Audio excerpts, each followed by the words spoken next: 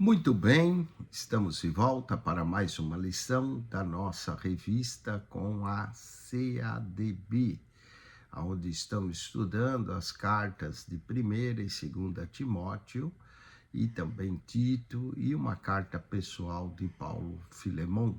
Seriam as cartas pastorais e pessoal de Paulo.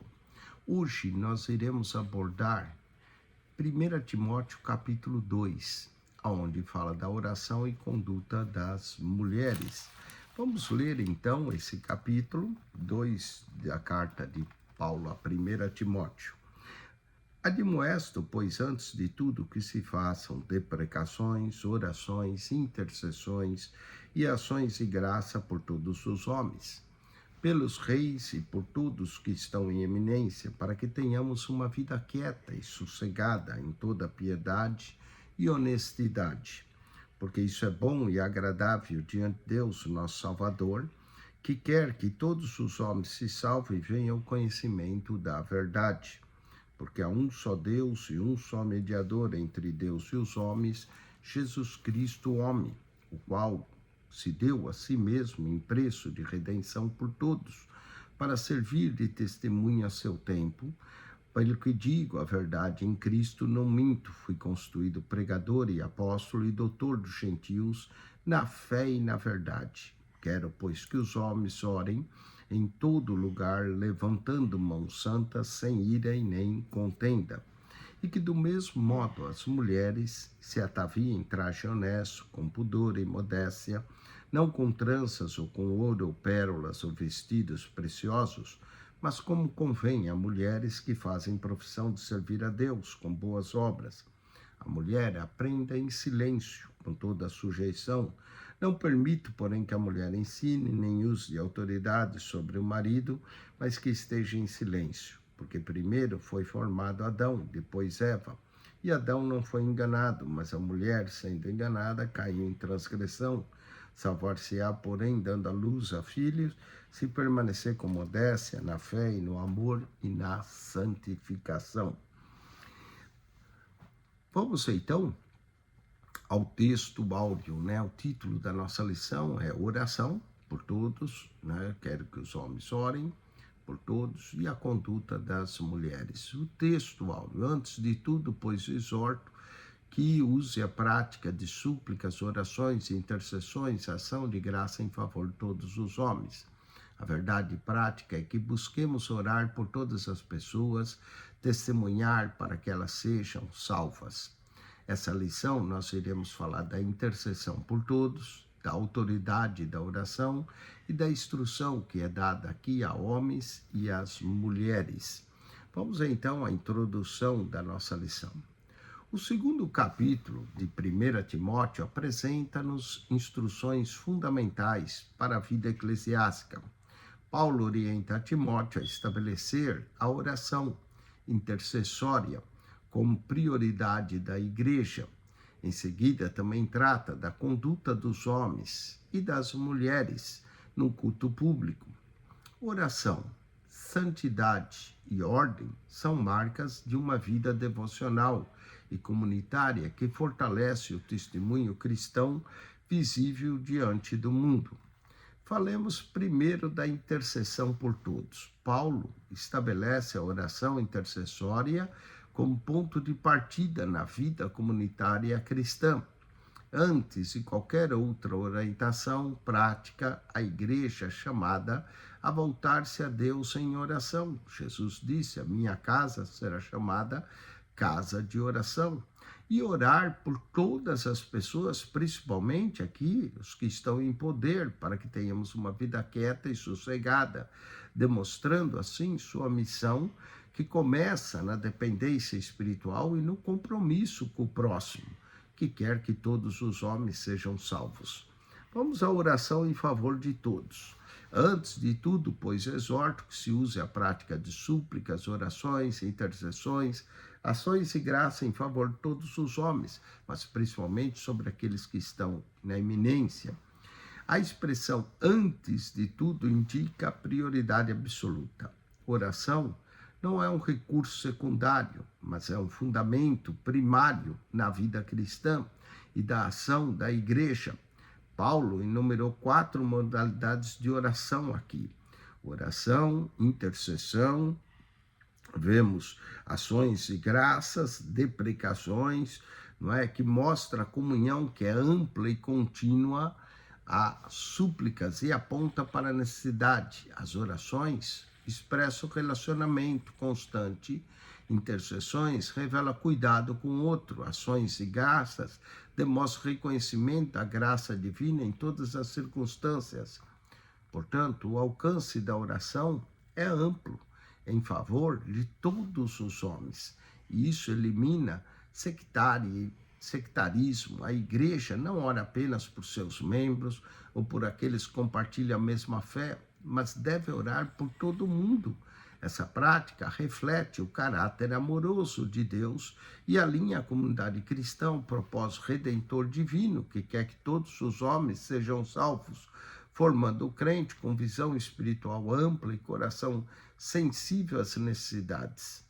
Oração em favor das autoridades, em favor de reis e de todos que se acham investidos em autoridade, para que vivamos uma vida tranquila, mansa, com piedade e respeito.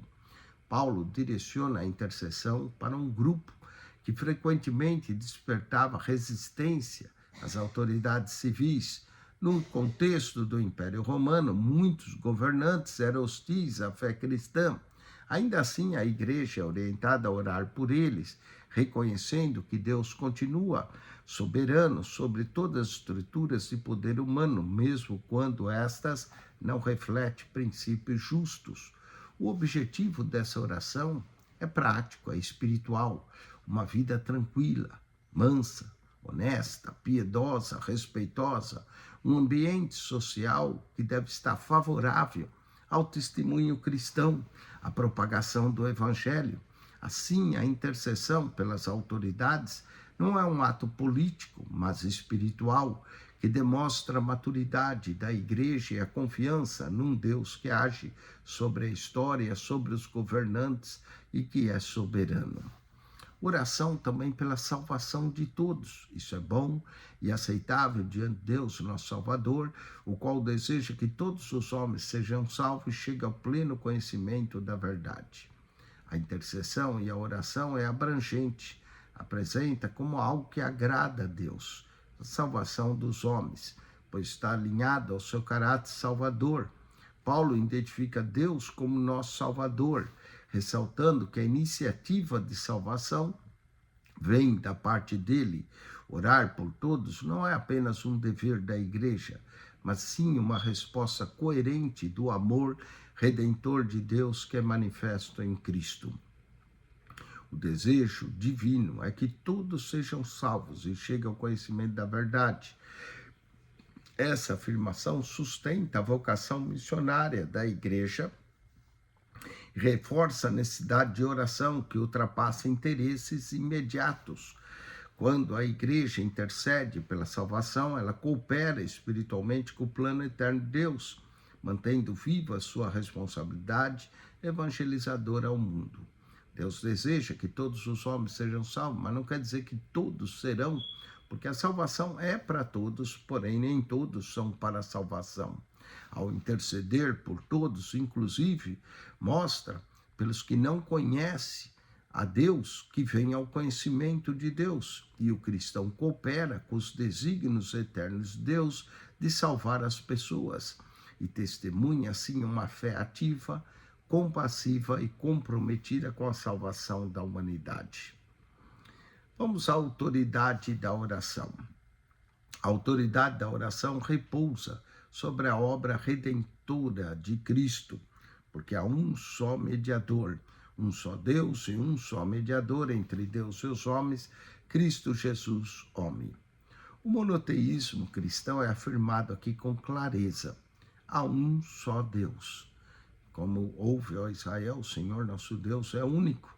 Em contraste com o politeísmo pagão, Paulo reforça a verdade revelada no Antigo Testamento, que é reafirmada no Evangelho, Há um único Deus e agora estabeleceu um único mediador, Jesus Cristo, o homem. Sua mediação é suficiente e eficaz. Jesus é apresentado como homem, que destaca a realidade da encarnação do Verbo. Ele não é apenas um ser espiritual exaltado, como um anjo, mas o Deus encarnado, capaz de representar plenamente a humanidade diante do Pai. Por isso, ele é o único mediador verdadeiro. Não há múltiplos caminhos para Deus, há um só. É só por meio de Cristo. Essa verdade é alicerçada na intercessão da igreja. Ela ora com confiança ao Pai, porque tem acesso garantido ao Pai por meio do Filho, que é o mediador entre Deus e os homens. Nossa missão de testemunhar, o qual Jesus se deu a si mesmo em resgate por todos, testemunho que se deve prestar em tempos oportunos. O fundamento, então, da mediação está de Cristo é o seu sacrifício, que se deu a si mesmo, linguagem que evidencia entrega, obediência e amor. Cristo não foi forçado a morrer, ele entregou-se por sua própria vontade. Ele mesmo disse que podia rogar ao Pai para que o livrasse. A expressão resgate por todos indica que sua morte teve um valor substitutivo e abrangente.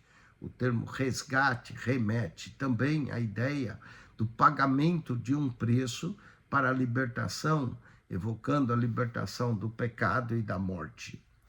Por todos, reforça a extensão da obra de Cristo. Seu sacrifício não foi restrito a um grupo étnico ou religioso, mas foi oferecido à humanidade inteira. Essa verdade fundamenta a missão da igreja e legitima a intercessão por todos. O Evangelho é um testemunho que deve ser proclamado em tempo oportuno, ou seja, com urgência e fidelidade. Orar é cooperar espiritualmente com essa proclamação.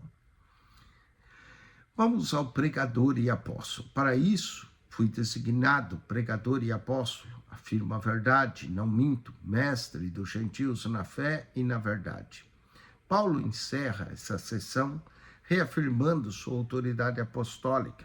Ele foi chamado por Deus para anunciar a mensagem do resgate de Cristo aos gentios. As palavras pregador e apóstolo descrevem sua missão de proclamar publicamente o evangelho com autoridade divina. Ela enfatiza sua sinceridade, legítimo, a verdade não minto. Paulo diz essa ênfase que havia quem questionava a sua vocação. Sua designação como mestre dos gentios e pregador reforça que a salvação não era um privilégio exclusivo de Israel, mas que é uma oferta a todos. Fé e verdade são dois pilares do seu ensino. Fé como resposta à mensagem, verdade como conteúdo do Evangelho. Essa declaração final conecta o tema da intercessão. Se a salvação é para todos, a oração e a pregação devem ser igualmente para todos. Orar por todos, a igreja, não apenas expressa compaixão, mas também confiança na eficácia da redenção operada por Cristo. E ao pregar, cumpre o seu chamado apostólico de proclamar a verdade ao mundo inteiro e salvação para todos os homens. Vamos à instrução que Paulo também dá aos homens e às mulheres. 1 Timóteo 2, verso 8, quando Paulo diz, quero que os homens orem em todo lugar, reforçando o que já tinha dito no verso 1. Agora Paulo apresenta instruções específicas sobre o comportamento dos crentes no culto público, com ênfase nos papéis de homens e mulheres. O foco é a vida prática, o testemunho coerente com a fé professada. Homens crentes, quero, portanto, que os varões orem em todo lugar, levantando mãos santas, sem ira e nem contenda e nem animosidade, como diz o texto aqui. Paulo retorna a ênfase na oração. Ora agora direcionada aos homens. A instrução para que orem em todo lugar aponta para a universalidade da prática cristã, não restrita a locais específicos. Levantar mãos santas remete pureza moral e espiritual exigida de quem se aproxima de Deus. A oração deve ser fruto de um coração limpo, não de uma vida contaminada pelo pecado ou pela hipocrisia.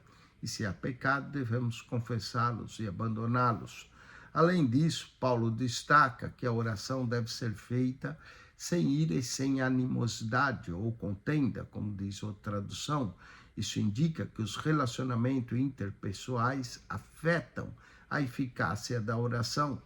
Um espírito rancoroso, dividido, compromete a comunhão com Deus. O culto público exige reconciliação, humildade e unidade. Os homens da igreja são convocados a liderar espiritualmente por meio da oração sincera e de uma vida que reflita santidade. Vamos às mulheres. Da mesma sorte que as mulheres trajem decente, se ataviam modesta, bom senso, não como cabeleira frisada ou com ouro, pérolas ou vestuário dispendioso, porém como boas obras, como é próprio das mulheres que professam ser piedosas. Paulo orienta agora as mulheres quanto à sua aparência e postura no culto. A preocupação do apóstolo não é uma estética, mas com um testemunho cristão. A modéstia e o bom senso devem guiar o modo de vestir. Não é a veste que leva para o céu, mas quem está indo para o céu sabe como se vestir, evita exageros que possam distrair ou apenas refletir a vaidade ou chamar atenção para si. O problema não está no uso dos adornos em si, mas na motivação, no excesso, que rivalizam com a simplicidade e a sobriedade do Evangelho.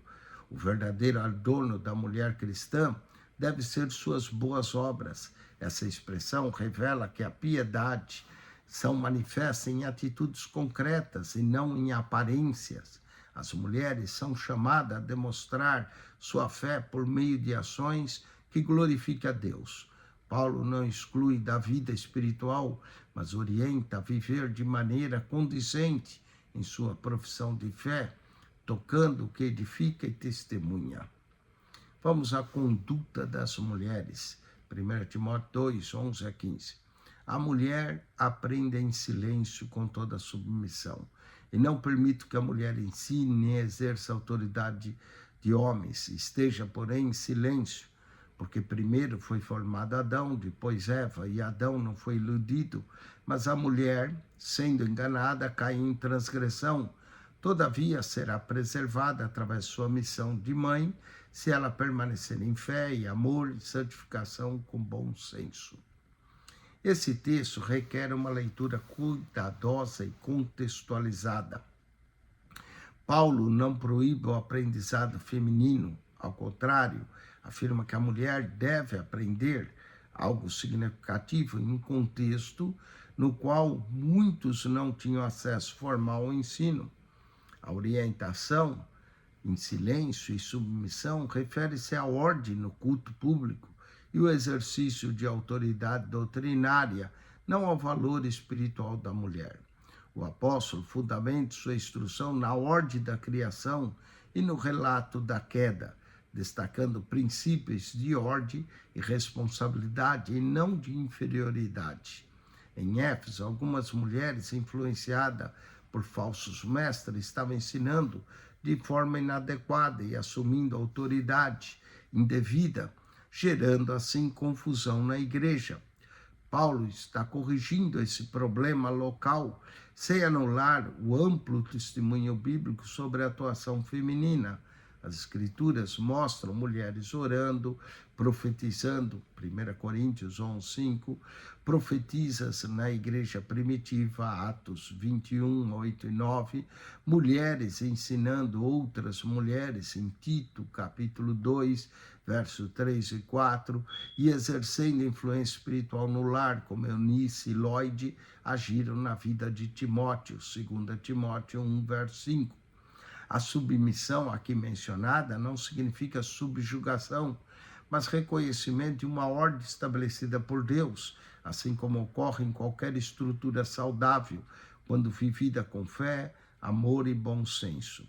Essa postura promove crescimento espiritual, harmonia no lar e edificação da igreja, permitindo que a mulher exerça seu ministério de forma frutífera e honrosa diante de Deus. Essa parte das Escrituras faz com que muitos levem a dizer que a mulher não pode exercer ministério, uma interpretação errônea da intenção verdadeira de Paulo nesse texto. Vamos à aplicação pessoal. Seja homem ou mulher, você foi chamado para glorificar a Deus com sua vida, interceder por todos para que sejam salvos e viver uma vida santa e agradável a Deus. Vamos à resposta, às perguntas e respostas. Por que devemos orar pelas autoridades para uma vida tranquila e mansa? E a resposta é: para que a igreja tenha paz e liberdade para testemunhar e viver com toda piedade. Isso aumenta o testemunho que damos de Cristo. Vamos à segunda pergunta. Qual o testemunho de Deus segundo Paulo? O testemunho de Deus segundo Paulo é que ele está fazendo em benefício dos homens todas as coisas na pessoa de Jesus Cristo. E a terceira e última pergunta é: quais os dois elementos para a oração eficaz? E aqui a resposta é: levantar mãos santas e oração feita sem raiva, sem ira, sem contenda. Que Deus te abençoe, Cristo Jesus. Semana que vem iremos estudar a carta de Paulo em 1 Timóteo, capítulo 3, onde iremos falar da igreja, seus pastores e diáconos. Acione nosso canal no YouTube, PR Eugênio Piacentini, o canal da Bíblia. Aqui nós comentamos 5 revistas de escola dominicais. Comentamos a revista CPAD, da Betel, da CADB, da Central Gospel e da Conimadeb. Que Deus te abençoe, Cristo Jesus, e divulgue esse canal. Fale para os seus amigos, familiares, conhecidos. Vamos aumentar o público para que mais pessoas sejam alcançadas para a honra e glória de Jesus. Amém.